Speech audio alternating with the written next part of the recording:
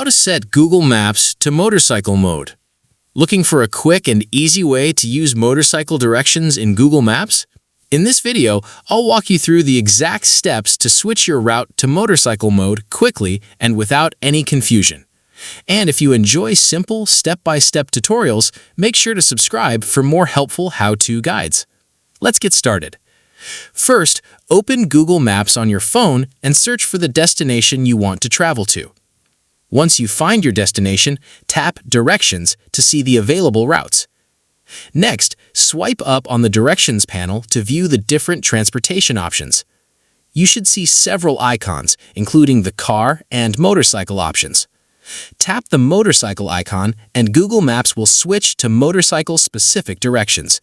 You'll now see a route designed for motorcycle travel. Review the route, then tap Start to begin navigation. And that's how you can switch Google Maps to motorcycle mode quickly and easily. If this tutorial helped you out, subscribe to the channel for more simple how-to guides, useful tips, and easy tech solutions. Thanks for watching, and I'll see you in the next tutorial.